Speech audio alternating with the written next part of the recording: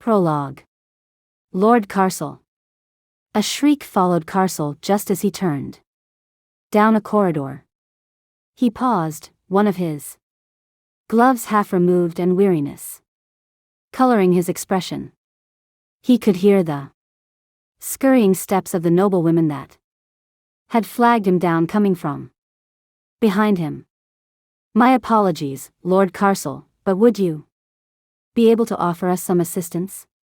Lady Portio has been overcome by a spell of dizziness." "Oh, what are we to do? We are but fragile ladies." Carcel replaced his glove as a shadow of annoyance flitted across his face. It was gone as soon as it appeared, however, and when he turned, the noblewomen only saw the unreadable, yet kind countenance of an honorable gentleman. The one asking for his help only stared, seemingly at a loss for how to continue begging for his aid. Her eyes were filled with the same rapture Carcel had seen hundreds of times before, whether it was a lady of the Ortega imperial court or an aging nobleman looking for a toy. Carcel's breathtaking good looks were a constant in his life, no matter how tiresome he found the women, or how repugnant he found the men. Being the son of the most prestigious noble family in the Ortega Empire and the most handsome man in the city of Mendoza, meant Carcel's place at the top of society was undisputed. If only he could find all the balding men in Ortega and gouge out their eyes so the disgusting leeches could never dirty him with their hungry stares. Again, then things would be perfect. "Are you all right?" He fixed a perfect smile over his usually impassive features. As a naval officer, he generally wanted to give the impression of indifference, but that would not serve him here. Instead, he forced the austere line of his lips to remain in a gentle curve as he regarded the noblewoman. The woman was still staring, perhaps bewitched by the way his lustrous blonde hair framed his gallant expression. After a beat too long, she finally remembered her purpose and quickly shook her head. "Oh, I'm fine. But Lady Portio, we waited and waited for a kind gentleman to pass by, but no one came. What a blessing that you have appeared at such a critical moment." Carcel's eyes darted away from the plain woman standing in front of him and indeed on another noble lady who was leaning against the wall and breathing heavily.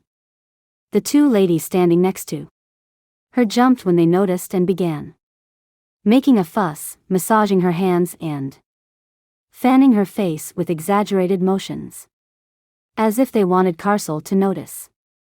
All the while, they would exclaim, "Oh my! Can you breathe, Lady Portio? Are you able to stand? Oh dear!" It was evident they wanted Carcel to hear them. Asking such questions now was a bit overdue. If this were truly an emergency situation, one of them would have rushed back to the banquet hall as soon as the Countess collapsed. Seeing as that was not the case, the Countess was perfectly fine. In fact, these ladies were never waiting for a kind gentleman to take a poor, suffering woman to a carriage or her room. They had been waiting for Carcel. It happened every time there was a banquet at the palace. It was almost like a game the Ortegan noblewomen played. Wait along one of Carcel's preferred paths out of the banquet hall and find some reason to get him alone. Carcel's expression never faltered as he remarked, "She seems extremely unwell." He nodded out of courtesy and walked towards the Countess, who was now dramatically sinking to the ground. He vaguely recalled her late husband, Count Portio, had passed away a year ago. No wonder the young widow was desperate for a male touch. "Will you be able to stand, my lady?" offered Carcel. He knew better than to touch a woman without getting her to ask for it first. He was a seasoned pro, after all. The widow blushed through her intentionally pale makeup. "I'm afraid not. I have no strength left in my legs." She barely paused before giving him permission. "Then, please allow me to help you up on your feet." When Carcel reached for her hand, the widow's entire body fell into his arms. He tooted silently. She was being too eager for his taste, but he played along. Hopefully, she would turn out to be more entertaining than the dreadful imperial ball. He then asked with a seemingly innocent smile, "Should I walk you back to your carriage?" The widow's gaze trembled, worrying that her pursuit was in vain, and he would simply escort her back without getting under her skirt. She opened her mouth but didn't quite know how to redirect the conversation. As if on cue, one of the ladies who had pretended to nurse the Countess earlier stepped up. "You needn't do that, Lord Carcel. She is simply suffering from a dizzy spell and needs some rest. Traveling to the Portio Manor on the outskirts of the city will take far too long. Then, I believe I know where the lady could catch her breath nearby," interrupted Carcel, before she had a chance to continue jabbering more excuses to get the two of them alone in a room. The south wing of the palace had a few lounges that were rarely visited and would be perfect for illicit affairs like this.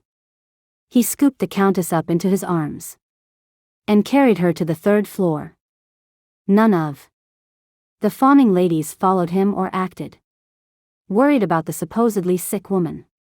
The widow and her friends were clearly rookies at this game. Next time, he should advise them on how to keep up the pretense in a more convincing manner. Except that Carcel was in no position to advise anyone or to worry about second encounters. He was only interested in this woman for the night. When the voices faded to a murmur, the Countess whispered with hesitation, "Don't know how I should thank you for your kindness. Any Ordegan officer should help a dame in distress. Do not worry about repaying the favor," replied Carcel. Countess Portio looked up at Carcel with genuine adoration in her eyes. "I am honored and assured that such a respectable officer guards the shores of Ortega.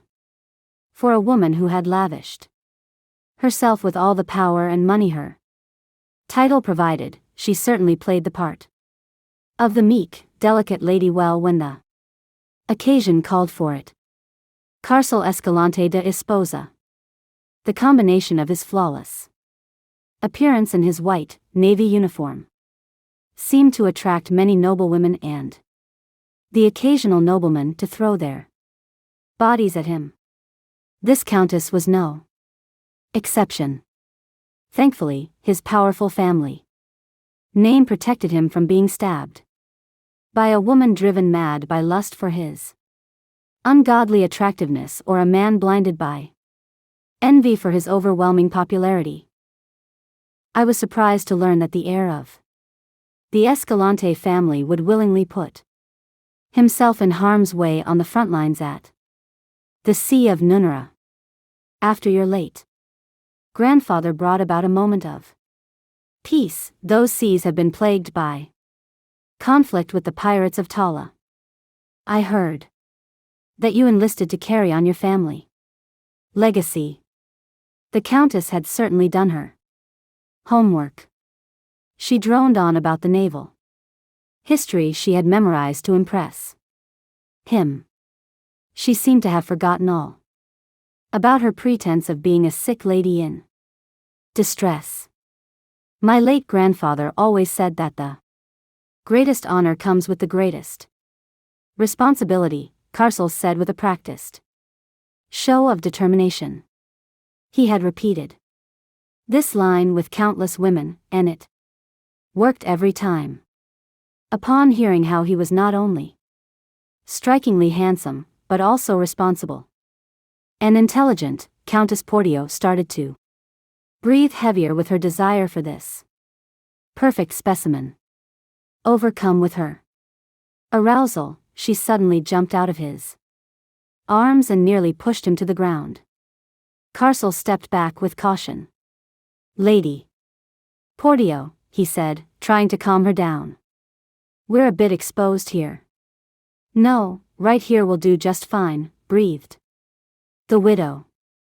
By this point, she had forgotten all about her ruse of acting faint and was nearly attacking him with fervor.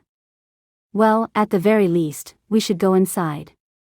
Carcel was interrupted again by her hungry lips.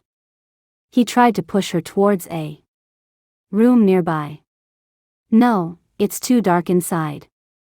Let us do it out here, she insisted. Carcel managed to get half a sentence in. What's wrong with darkness? Your uniform. I need to see you in your uniform. She was nearly deranged with her uniform fetish. She pulled her own dress down to her waist. Her breasts were shivering in the faint light, tempting Carcel to come forward. He sighed and wondered for a moment why all these women seemed to lose their mind when they caught a glimpse of him. Was it the beautiful face? Or the prestige and power of the Escalante name? Zero are the combination of both? As the heir, Carcel would eventually inherit his father's title of the 17 families. Endowed with a title from the Ortega imperial family, the House of Escalante ranked as one of the most powerful.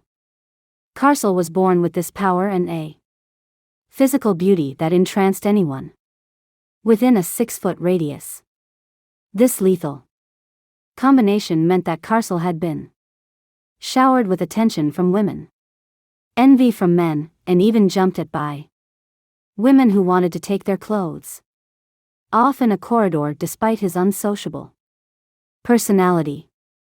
By the time he was 15 years old, he was surrounded by ladies in their ripe 20s. By 17 years of age, he was followed by admirers wherever he went. And by the time he enlisted in the Navy, he had left younger women behind and developed a taste for more mature women who tended to be less clingy. Now that he was 23 years of age, the world was his oyster. Carcel pulled the Countess into his arms and pushed her against the wall as their tongues intertwined. He would rate her a solid 7 out of 10. The passion in her desperate kiss somewhat made up for her pathetic kissing technique. Usually, he would never consent to doing something so dangerous in the open. But doing it out in the open might not be so bad, he thought.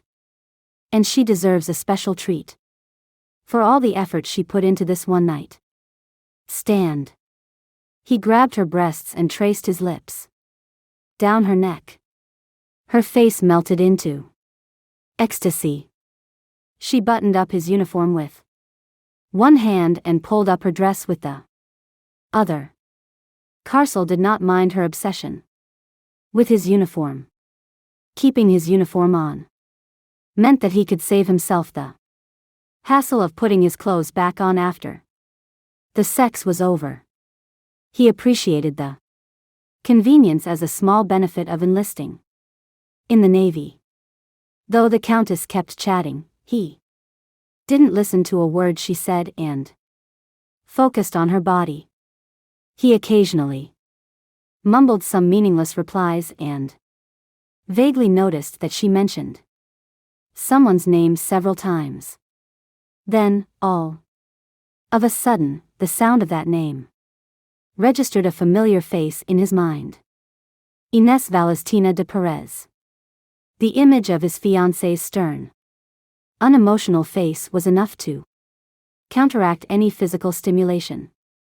Carcel's arousal vanished in an instant and his immaculate face crumpled into a frown.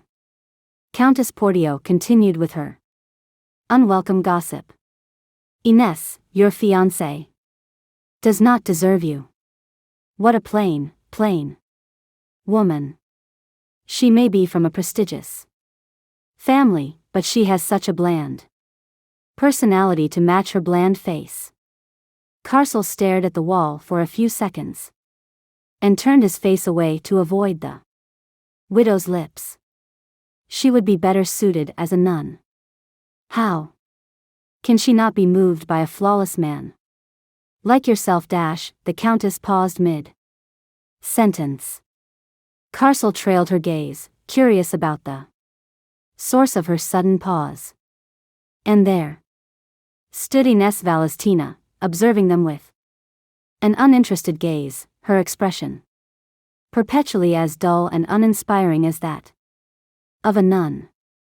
Carcel had been engaged to her for 17 years, and now, for the first time, she discovered him with a half-naked lady in his arms.